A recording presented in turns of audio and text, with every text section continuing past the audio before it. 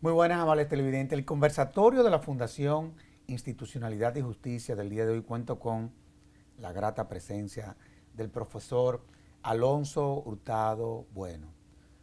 Alonso, en nombre de la Fundación te agradezco, en el marco de esta actividad que ha organizado la Escuela Nacional de la Judicatura, te agradezco que haya correspondido a la invitación del conversatorio de la Fundación Institucionalidad y Justicia. Así que muchísimas gracias. Gracias a vosotros por la invitación y por contar conmigo. Bueno, tú manejas de una manera magistral todo lo que tiene que ver con el tema de la informática, con todo lo que tiene que ver con el tema tecnológico, digamos así, ligado de una u otra forma a todo lo que tiene que ver con crímenes, delitos, aspectos que tienen que tomar en cuenta jueces, abogados, en fin. ¿Cuáles son las herramientas, digamos así, que han venido impactando en todo lo que tiene que ver con la informática y la tecnología, que tienen que tener en cuenta, por ejemplo, quienes administran justicia? Bueno, yo creo que debemos partir del hecho de que la tecnología no es más que un medio y, Claro. Y como tal medio, esas herramientas, es una nueva herramienta. Luego ya podemos particularizar en qué tipologías hay, pero sobre todo son herramientas que antes estaban en manos de poca gente y ahora están en manos, las llevamos en el bolsillo metidos, cada uno de nosotros. Eso es un beneficio al mismo tiempo que puede ser un riesgo, obviamente, y como todo riesgo hay que gestionarlo. Digamos que hoy llevamos más tecnología metida en el bolsillo que con la que se llegó a la Luna, y eso se puede utilizar para el bien o se puede utilizar para el mal.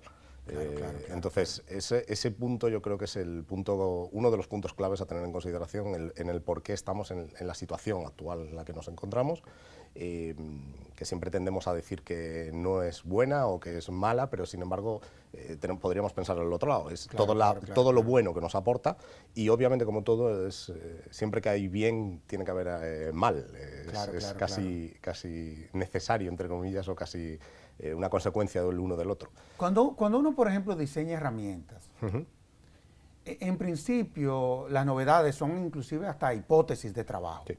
Que en la medida en que tú la vas implementando, tú, como tú decías, tú comienzas a detectar qué funciona y qué no.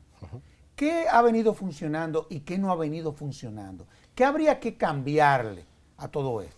Bueno, en cuestiones jurídicas, en cuestiones obviamente de lo que estamos hablando aquí, quizás la tendencia ahora mismo en el sector legal básicamente va orientada a lograr, relacionado con Machine Learning, Big Data y Machine Learning. Es básicamente, al final los jueces, los abogados, vivimos de nuestra experiencia personal y de la experiencia personal de los compañeros que conocemos y nos cuentan.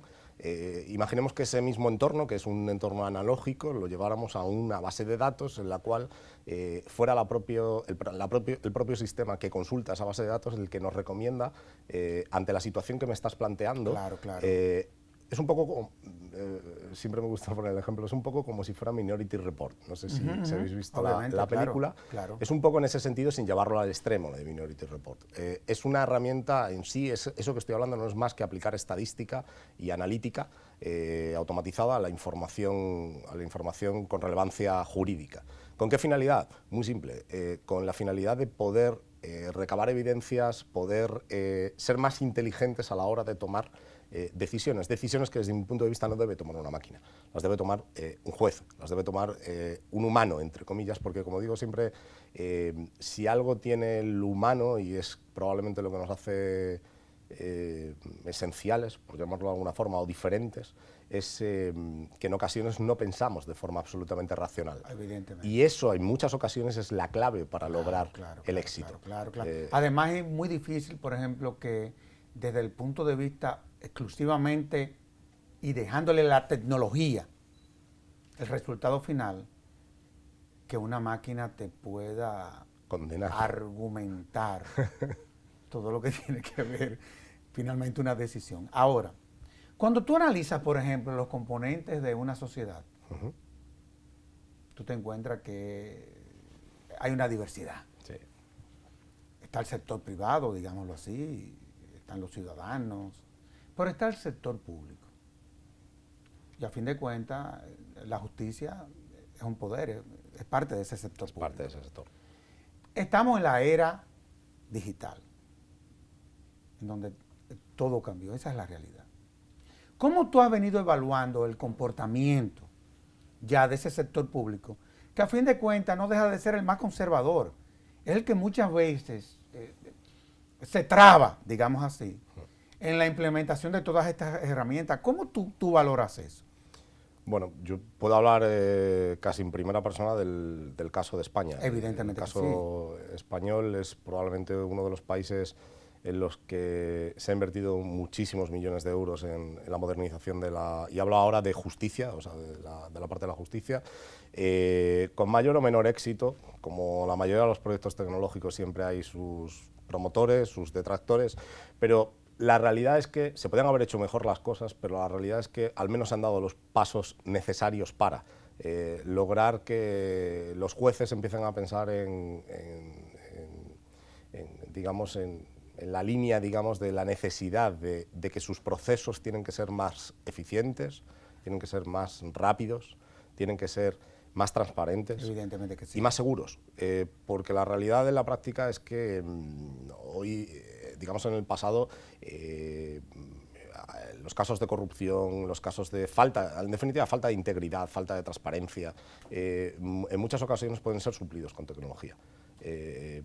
Tenemos otros ejemplos, no solamente en justicia. En el caso de España, por ejemplo, en España es obligatorio licitar electrónicamente todos los contratos, casi todos los contratos públicos. ¿Por qué? Muy simple, porque si están en formato electrónico, si ha habido algún arreglo, entre comillas, deberá haber sido antes de que se inicie el procedimiento, no durante el inicio del procedimiento. Oye, pero tú, sin tú darte cuenta, tú le estás haciendo un gran aporte a este país. Porque uno de los grandes problemas que tenemos en República Dominicana es precisamente los procesos de compras y contrataciones, en donde de una u otra forma se perciben muchas veces, eso lo digo yo, no tú, que se condicionan muchos de ellos. Y es muy difícil, usando la tecnología, que esas cosas pasen. Ahora, ¿cómo impacta, por ejemplo, en la cotidianidad? Porque a fin de cuentas tú eres un experto que ha venido monitoreando el proceso. ¿Cómo ha impactado en la cotidianidad el uso de esa tecnología, el internet, en fin, en el Poder Judicial y en quienes de una u otra forma son sus auxiliares? Porque muchas veces hablamos de la justicia, pero en la justicia intervienen muchas instituciones. Así es. Esa es la realidad. O sea, no se limita al gobierno de los jueces. Ahí entra la policía, el Ministerio Público, los abogados, que no hay cosa más conservadora que un abogado, esa es la realidad. No sé si es porque entramos dentro de la cientista social, yo no sé, pero algo nos pasa. ¿Cómo ha impactado eso? Bueno, en el caso de España ha impactado desde la misma presentación de una demanda, se hace de forma electrónica. ¿En serio? Hay que presentarlo a través de un sistema electrónico que se llama LexNet, que, como digo, funciona mejor o peor, depende de eso ya, obviamente, pero funciona. El abogado tiene que presentar la demanda a través de LexNet, a través de ese sistema electrónico. Pero qué bien. Ese sistema electrónico llega automáticamente a la, vamos a llamarlo, a la mesa digital, por llamarlo de alguna forma, del juez y del secretario judicial, del juzgado, en resumen. Y a partir de ahí se inicia un proceso que tiene unas partes que son automáticas, vamos a llamarlo, que son digitales, electrónicas, y otra parte que es manual, digamos, que es física.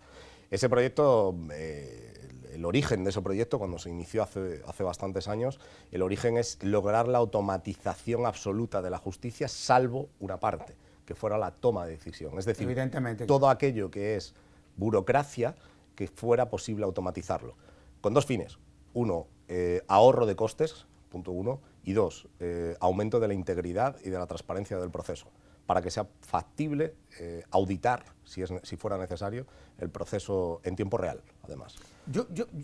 Tú dijiste ahorre de costes, y ese yo creo que es una afirmación, yo diría que luminosa.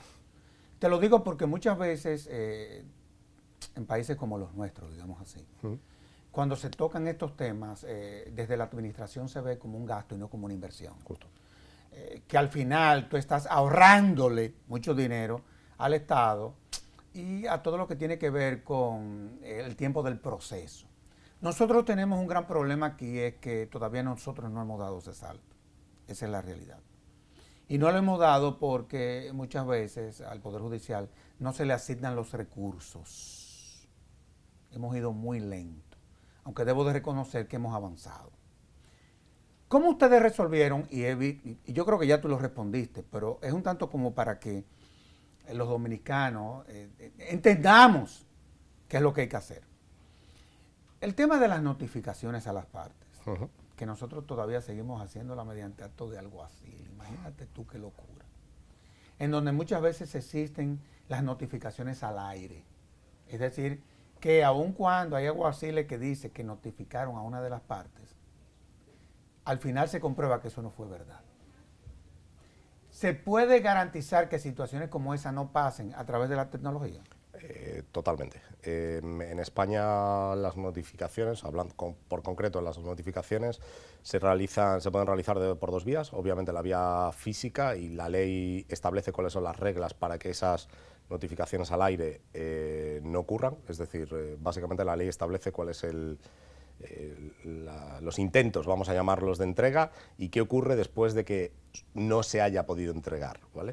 Eso es la parte física, pero la parte electrónica existe lo que se llama la Dirección Única Electrónica, la DUE, que todas las empresas de España obligatoriamente tienen que tener.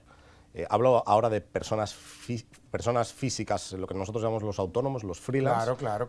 No sé aquí cómo los denomináis, pero los profesionales, vamos a llamarlos, tienen obligación de tener una dirección única electrónica, y al mismo tiempo las empresas, las personas jurídicas, tienen obligación de tener una dirección única electrónica, en la cual cualquier órgano administrativo o judicial puede notificar. Pero yo no creo que eso sea tan difícil. No es difícil, tecnológico. Porque un tanto tú interconectar al sistema, por ejemplo aquí la Cámara de Comercio y Producción, eso es, en donde están inscritas todas las empresas, y en el caso de los bufetes de abogados, a través del propio colegio de abogados, pienso yo. Eso es, justo. En donde ellos están inscritos. Tecnológicamente no es difícil y, repito, la tecnología ya existe, por decirlo de alguna forma. Desde un punto de vista a efectos de notificaciones, esas notificaciones van selladas mediante un sello de tiempo electrónico. Un sello de tiempo electrónico es una especie de firma electrónica que garantiza la temporalidad, es decir, cuando algo se ha producido, el hecho, en este caso la notificación, o la entrega o la recogida de esa notificación, las dos cosas. Yo te he notificado y al mismo tiempo tú has accedido para recogerla, digamos, para recibirla o no, y al mismo tiempo garantizas la integridad, porque la información va cifrada, y como va cifrada, cualquiera que toquetee, entre comillas, un bit de esa información, automáticamente va a quedar registrado que ha tocado ese bit de información. Eso, desde un punto de vista de transparencia y de seguridad, es absoluto. Claro, y es una garantía. Es una garantía absoluta. O sea, una garantía de que tú, haciendo uso de la tecnología, tú de una u otra forma estás contribuyendo, ¿no? Justamente. A que el proceso sea no solamente lo más transparente posible, sino que aquel que indebidamente intervenga, bueno, que se prepare a ver la cruz. Y la relación, y voy con la parte de los costes, que yo que eso es importante. Soy un auténtico, nunca me escucharéis decir nada que no lleva asociado números al lado. Nada para hacer o nada para promover que no lleva asociado números al lado. El ahorro ahora mismo en España, digamos, en materia de notificaciones electrónicas, este sistema lo utiliza la agencia tributaria, lo utiliza la seguridad social. Claro. El ahorro de costes, estamos hablando de millones de euros al final del año. ¿Qué porcentaje, por ejemplo, si ustedes lo determinaron allá? Y pienso que eso sería lo que pasó en España, fue lo que pasó en Alemania, fue lo que pasó en Londres, fue lo que pasó, y es lo que está pasando en todo el mundo. O sea, ya los procesos se iniciaron. Pero evidentemente de que ustedes han avanzado, ustedes van en la punta. Esa es la realidad. Y por eso tú estás aquí en el país. Esa es la realidad.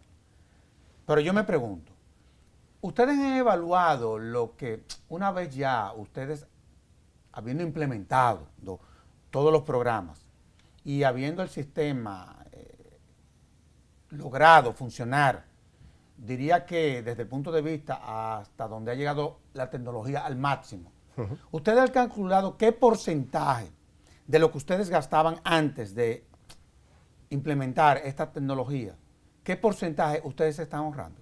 En justicia todavía no está el cálculo sobre papel oficial, vamos a llamarlo. Pero en otros sectores. Pero en otros sectores sí. En contratación pública sí. En contratación pública, de hecho, ese informe está hecho en el white paper de e-procurement de la Comisión Europea.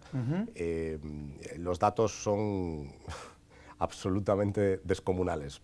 Datos reales, ¿vale? Contratación pública en el sector sanitario, hospitales, básicamente. Estamos hablando de reducciones de costes de aproximadamente el 50%. ¿En serio? En serio. Eso es un documento oficial publicado por la Comisión Europea en un estudio que han hecho con números reales, es decir, como si hubieran hecho una auditoría, digamos, de múltiples hospitales, de múltiples países de la Unión, donde se ha hecho ese estudio. Es un documento que es público, se puede encontrar. Bien. ¿Cómo ustedes manejan, por ejemplo, el tema? Tú sabes que en la medida en que tú haces lo que aquí nosotros denominamos diligencias judiciales, siempre el Estado establece tasas, por no decir impuestos. Eso es ahora una terminología, ¿tú entiendes? Que nuestros estados utilizan para nada, pero uno lo entiende a ellos. ¿Cómo ustedes manejan ese componente, el de las tasas? Por ejemplo, que yo tenga que hacer una notificación vía electrónica, yo le tendría que pagar un alguacil, aquí son como algunos $10, pero a su vez el alguacil cuando registre el acto tiene que pagar unos impuestos que van dirigidos $1 al colegio de abogados. ¿Cómo ustedes manejan esa parte de manera virtual? Bueno, esa es la parte, cuando se llegan los dineros es la parte complicada, ¿no? Vamos a ver, obviamente el proceso de digitalización implica necesariamente, digamos, acortamientos de las distancias, punto 1 y punto 2, dificultad de justificar cosas que antes se pagaban en el medio electrónico. Tenemos un ejemplo muy obvio, lo voy a poner sobre la mesa, en la medida en que es la figura, por ejemplo, de los procuradores en España. Los procuradores en España actúan un poco como enlace entre el abogado y el juzgado y las partes.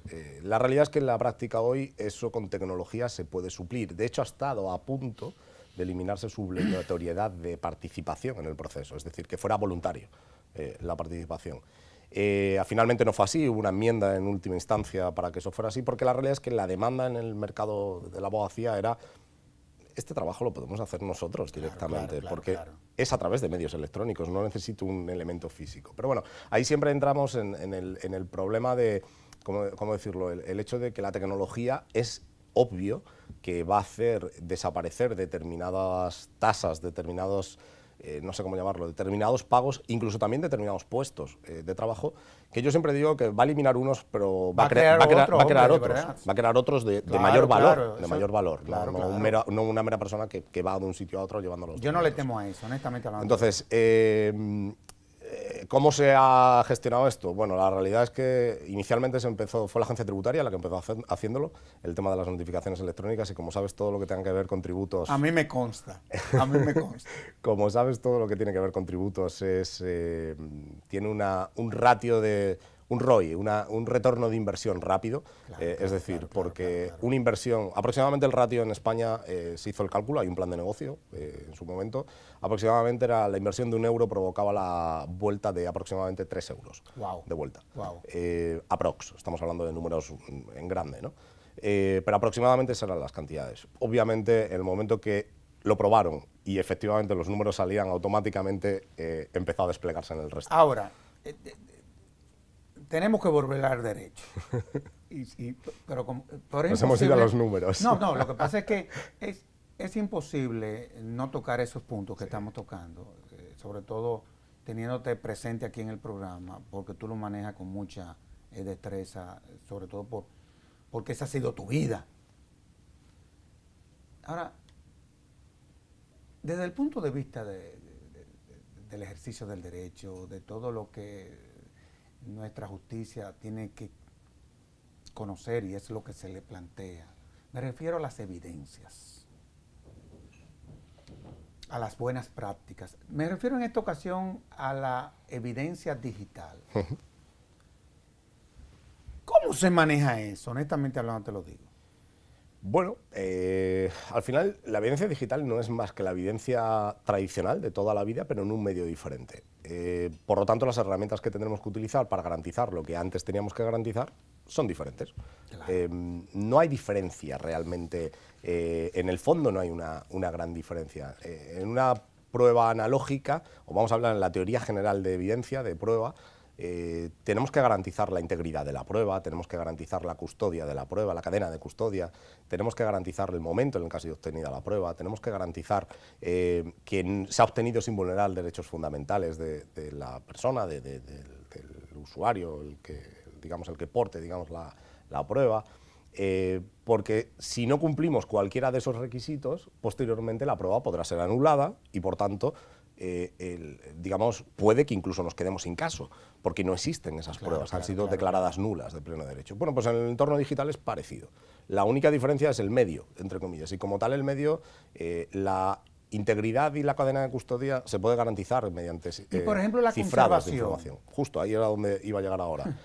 La conservación se suple, o sea, entre comillas, se garantiza, mejor dicho, la adecuada conservación mediante el mero cifrado de esa información.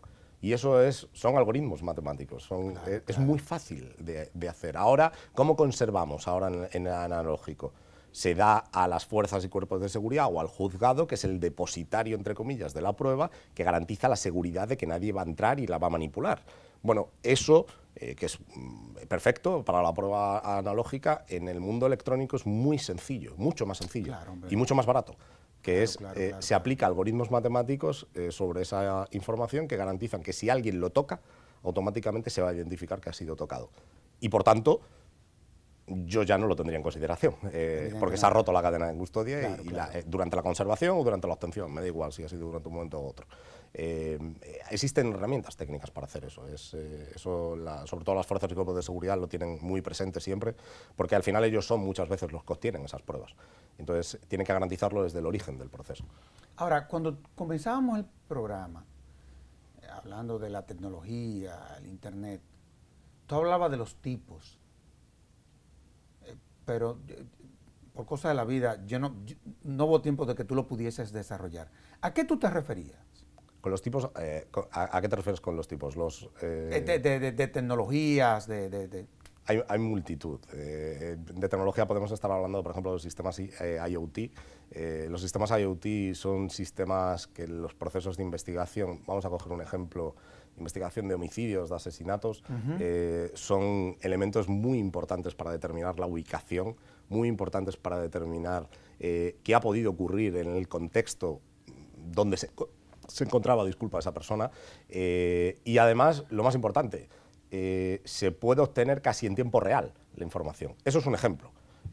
Tipos de tecnología, tenemos también los propios dispositivos móviles que llevamos todos encima. Claro. Son mini ordenadores muy potentes que permiten una cantidad de información extraordinaria. En el caso hablo ahora de investigación, ¿vale? En el caso de España existe lo que se llama la figura del agente electrónico encubierto.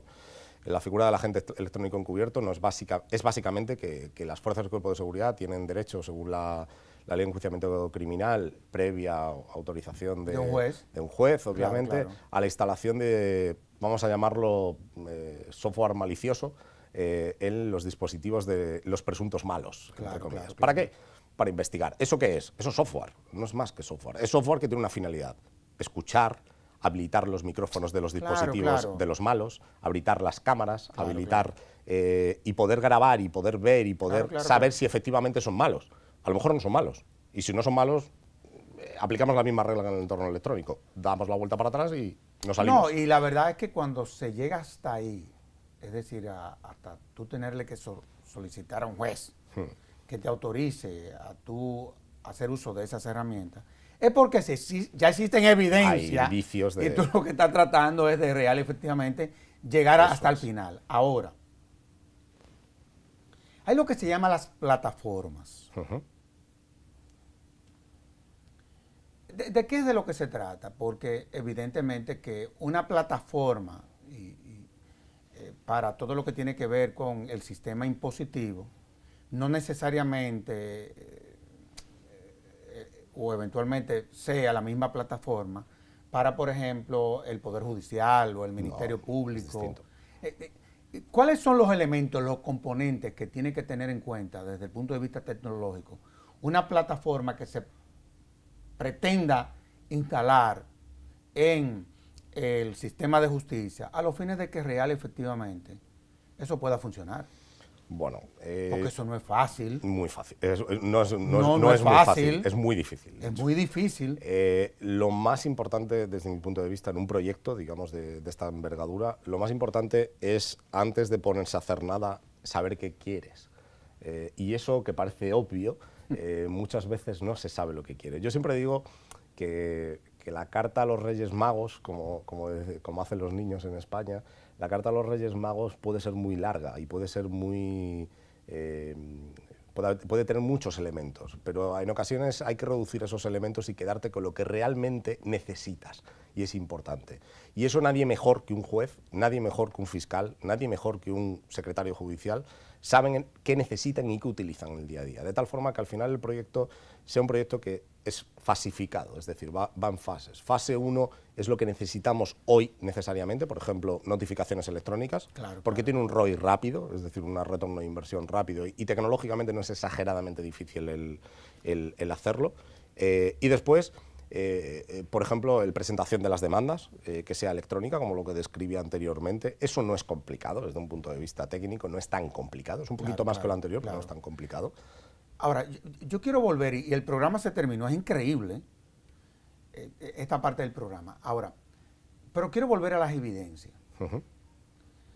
Muchos de los sistemas de justicia, por ejemplo, y están adscritos generalmente al Ministerio Público, ya tienen su policía de investigación especializada. Sí.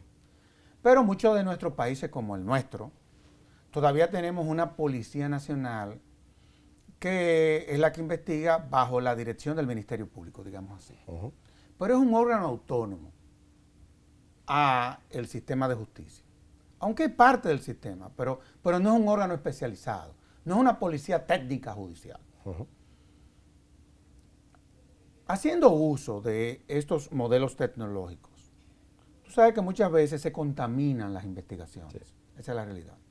¿Se podría detectar la contaminación de una investigación a través de la tecnología? Sí, es muy fácil. No, pero a ti va a haber que mandarte a buscar de nuevo para ver de qué forma nosotros resolvemos algunos problemas aquí. Es muy sencillo. Es muy sencillo identificarlo. Como digo siempre, es hackeable, aún así es hackeable, pero es más difícil que se produzca esa situación de manipulación. En definitiva, estamos hablando de manipulación probatoria. Evidentemente. En el entorno electrónico, si se hacen las cosas bien, y hoy en el Congreso se está hablando justamente de esto, si se hace siguiendo esos estándares internacionales que están establecidos sobre identificación, obtención y conservación de evidencia electrónica, y se aplican adecuadamente con la tecnología necesaria y adecuada, es muy difícil que se haga esa manipulación. ¿En España fue necesario una reforma normativa?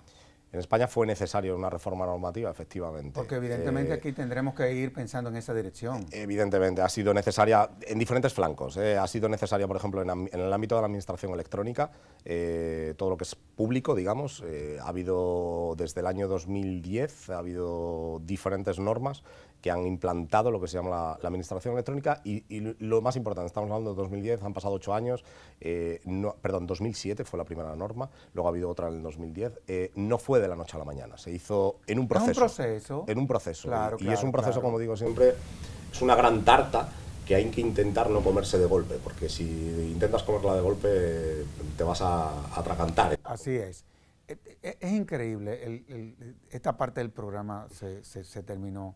Pero la verdad es que en nombre de la Fundación Institucional de Justicia, en nombre inclusive hasta del país, me atrevo a agradecerte el que haya correspondido a este conversatorio de la Fundación, porque la verdad es que tú no te imaginas el aporte que en el marco no solamente de lo que ha sido el Congreso de la Escuela Nacional de la Judicatura, sino el propio aporte que tú has hecho desde la Fundación, desde este programa, no solamente a la comunidad jurídica, sino también a instituciones públicas que, sin lugar a dudas, viendo el programa, yo creo que van a tener que revisar muchos conceptos en honor a la verdad. Así que Gracias, profesor. Gracias, muchísimas gracias a vosotros. Vamos a hacer una pausa y de inmediato volvemos con nuestro siguiente invitado.